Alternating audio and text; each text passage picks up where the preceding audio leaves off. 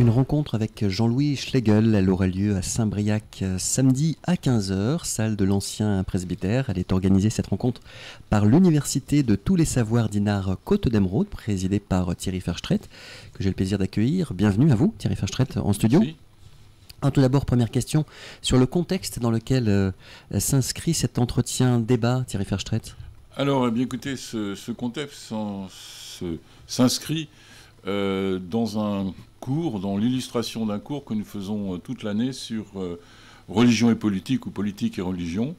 D'ailleurs, le 15 juin, nous ouvrons ce cours à tous ceux qui ont envie d'y venir, puisque l'objet de ce cours, je l'ai un peu avancé, ça sera la diffusion du catholicisme de la fin du 19e siècle jusqu'à une époque relativement récente, c'est-à-dire le début des années 70, afin peut-être de poser des questions plus pertinentes, je veux dire, à notre futur orateur.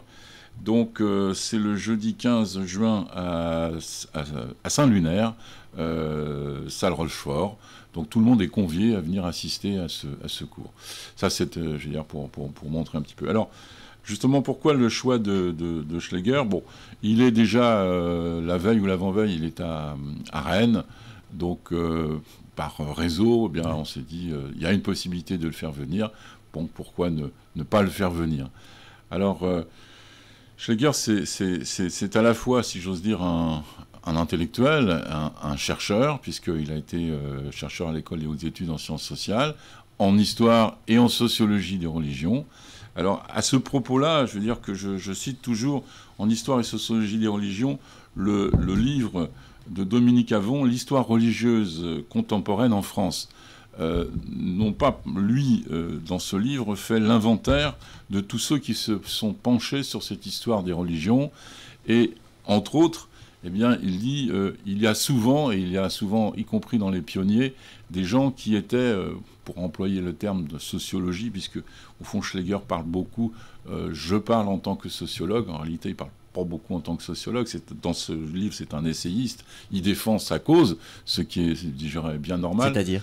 Bien, sa cause, c'est-à-dire que il constate que, il fait un constat quantitatif, qu'il y a de moins en moins de gens qui fréquentent l'Église catholique, que cette Église catholique... En France ou dans le monde ? En France. En France, ouais. En France. Bon, après, il donne quelques éléments, mais je ne vais pas dévoiler tout le livre. Il donne quelques éléments sur le monde en disant que même si, par ailleurs, dans d'autres pays, il y a...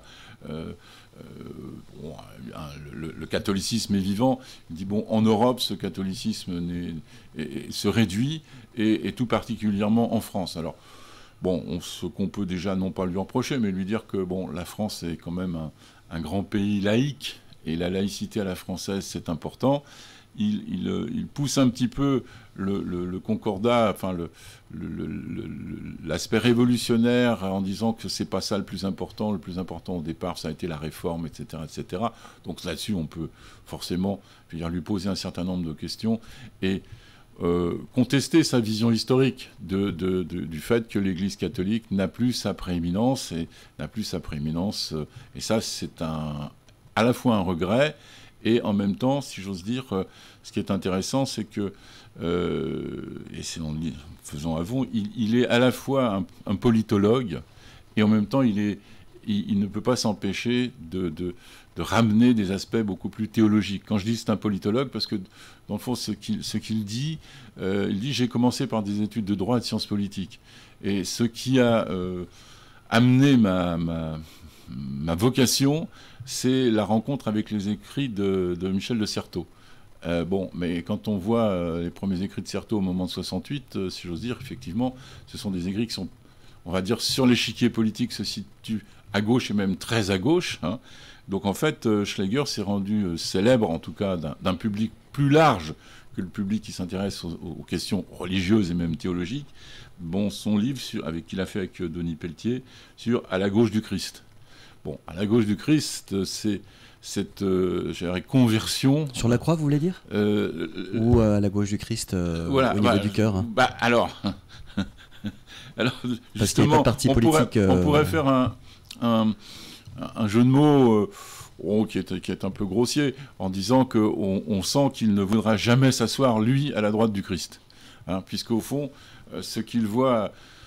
à un moment donné, c'est qu'il voit un noyau auquel il fait beaucoup de reproches, de conservateurs à l'intérieur de l'Église catholique, qui peut sauver, je dirais, l'essentiel de ce qui reste à sauver. Mais il n'empêche que dans tout son livre Vers l'implosion, qui est un essai, avec... C'est une question, hein, c'est ça, Oui, avec oui, un point d'interrogation. Oui, c'est une question avec Danielle Hervieux-Léger, qui a elle aussi son positionnement, en se disant, bon, à partir du moment où nous sommes particulièrement, non pas envahis, mais où nos États et nos pays sont des pays totalement sécularisés. Donc, quand il parle de la sécularisation, quand il parle de Alors pour les non-initiés, séculariser, c'est lié à l'esprit du moment, au siècle. C'est à l'esprit. Alors, l'étymologie nous renseigne sur... On pourrait dire que c'est ceux qui sont dans le siècle. Mais si je prends la dénomination ordinaire, le clergé a deux clergés, je veux dire, et le clergé séculier, c'est celui qui est dans le siècle, c'est-à-dire celui qui est avec la population. Et petit à petit, je veux dire, le séculier est devenu ce qui concerne, je veux dire, les affaires de la société civile, on va dire, pour faire simple. Donc, à partir de ce moment-là, eh bien, c'est ça qui a gagné sur la fin de l'emprise du religieux sur la société civile. Bon, la fin de l'emprise du religieux sur la société civile, je vais être un petit peu méchant. En 1905 En 1905, c'est un peu méchant parce qu'il appartient, si j'ose dire, à cet ordre qui a... J'exagère le trait. À cet ordre qui a sauvé pour une première fois l'Église, hein, c'est-à-dire avec le Concile de Trente, hein, et c'est cette Église tridentine. Et cette Église tridentine, je veux dire, dimanche dernier, on a constaté qu'on a ressorti la procession de la fête Dieu, c'est-à-dire au fond quelque chose qui est essentiel pour cette Église tridentine, en lutte avec le protestantisme, parce qu'à cette époque-là, c'est là où on a créé protestantisme et catholicisme. La contre-réforme ? La contre-réforme. Ce sont les jésuites qui ont mené la contre-réforme. Et donc, qu'est-ce qui les gênait, les jésuites, dans la réforme protestante ? Qu'est-ce qui les gênait dans la réforme protestante ? D'une part, c'est sur le plan scripturaire, hein, ma question, elle est très axée là-dessus. Alors, ce qui les gênait, bon, c'est une question large, mais ce qui les a gênés, c'est que... Mais dans le fond, à défaut d'être exhaustif dans la réponse, mais sur le fond, scripturairement, qu'est-ce qui touche au Christ, à Dieu, au Saint-Esprit ce qui d'ailleurs transmet... Schlegel a écrit une préface sur un livre qui est très intéressant sur la fin du cléricalisme. Et en fait, ce qui gêne énormément, c'est-à-dire qu'au fond, dans la relation avec Dieu, il y a le prêtre, il a un sacerdoce, ce sacerdoce, lui seul, quelque part, est l'interprète de la divinité, de la parole divine pour le bon peuple, pour le peuple de l'Église. Et la réforme protestante... Il a un seul médiateur entre Dieu et les hommes, à savoir Jésus-Christ. Voilà. Et la réforme donc, protestante... retour aux sources, pour les protestants. Alors avec, là aussi, je veux dire, des grandes différences entre Luther, Calvin et la suite, j'ose dire, mais essentiellement... Aux Écritures, en tous les cas, puisque c'est Paul. Aux Écritures. Alors, aux Écritures, d'ailleurs... C'est un juif, d'ailleurs, entre parenthèses. Alors, le problème aussi, c'est aussi la question de l'universalisme. Et donc, ce qu'amène Schlegel, la question de l'universalisme, de l'institution. Et de l'institution qui perpétue cet universalisme. Bon, moi, durant ce cours, on a donné le livre de Badiou, qui est un philosophe encore marxiste, mais sur l'universalisme de Saint Paul. Bon, et ça aussi, c'était très intéressant. Et comment vous définissez l'universalisme rapidement, en fait c'est-à-dire qu'il y a une morale ou une éthique qui est valable pour tous les hommes dans le monde. D'accord. Donc, à partir de ce moment-là, l'Église, en tant qu'institution, est la représentante de cette morale pour tous les hommes. Alors, on peut dire qu'à certains moments, c'est pas non plus totalement faux, c'est-à-dire que, mais malgré tout, toutes les campagnes de conversion dans grande partie de l'Église se sont accompagnées aussi des violences dans un certain nombre de cas, sauf pour, si j'ose dire, non pas une illusion, mais le fait que les jésuites ont voulu convertir les élites. Et en particulier dans les élites, ça a été les élites chinoises, parce que la grande idée des jésuites, c'était de convertir la Chine et l'empereur de Chine. Et c'est la querelle des rituels, c'est-à-dire que bon, on ne peut pas habiller les prêtres en mandarin, etc., etc. Donc il y a toujours on le sent d'ailleurs, chez les jésuites, qui sont les acteurs premiers de la contre-réforme, qui sont ensuite, si j'ose dire, parmi les grands perdants de la laïcisation de la France. Et au fond, oui, parce que les protestants ont fait partie des promoteurs de... Pendant 4 ou 5 ans, les protestants ont été très très actifs dans la laïcisation de la France.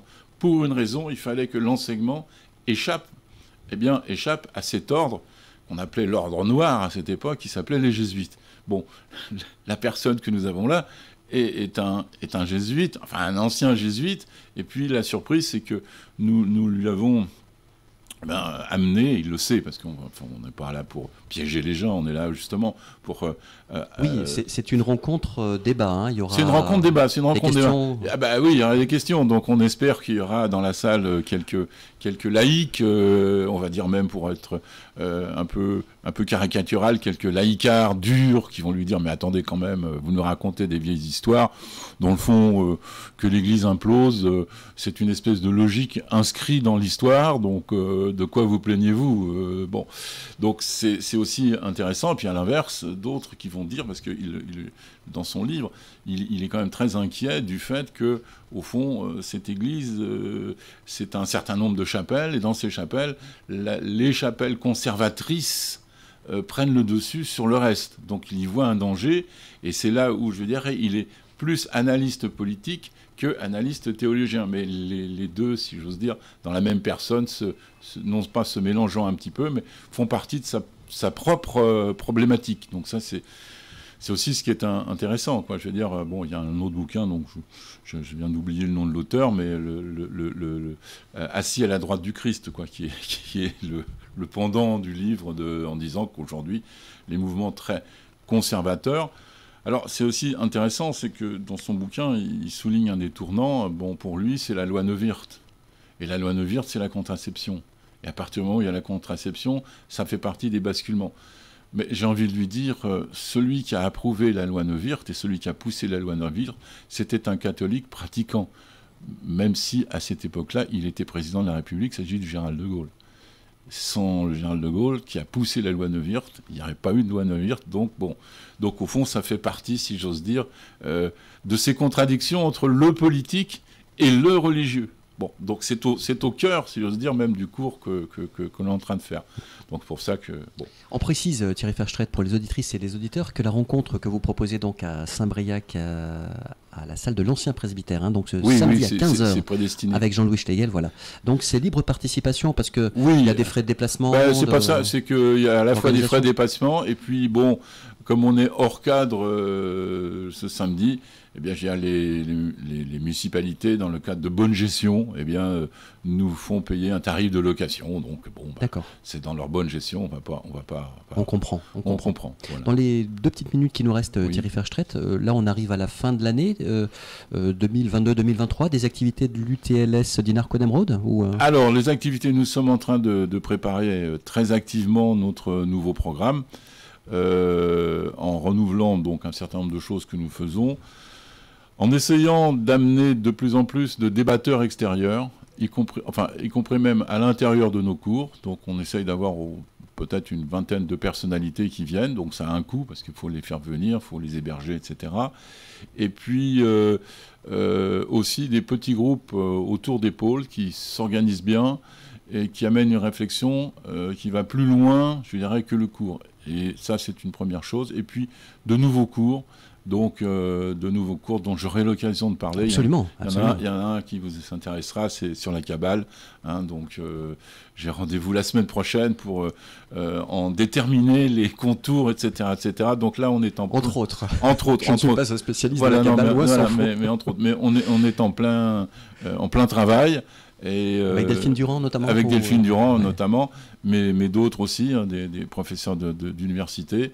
Et là, d'ailleurs, demain, je me rends à l'Assemblée Générale de l'UFUTA, et on a un certain nombre de contacts qui font que, on pense avoir le renfort d'universitaires en activité. C'est aussi un des intérêts, je dirais, de l'UTL. Mais c'est un gros travail, et j'en profite juste en mot de conclusion, et bien que ce travail, je ne peux pas l'effectuer tout seul, et on a vraiment une équipe formidable. Alors je ne peux pas tous les citer, parce que alors là, si j'en oublie un, En tous les cas, il y a une équipe qui est autour Il y a une de équipe, vous il y a une équipe, ah oui, qui fait qu'il y a la dynamique. Qui a une dynamique, il y a une équipe extraordinaire. L'adhésion à l'UTLS Dinard 35 euros. 35 euros pour l'année. Pour l'année universitaire. Qu'on se le dise. Et puis il y a un site aussi. Alors il y a un site. Vous avez travaillé dessus. Oui, il y a un site. Beaucoup ces derniers mois. Hein. Alors, on peut donner aux auditrices, aux auditeurs. Voilà, vous pouvez aller voir sur notre site internet.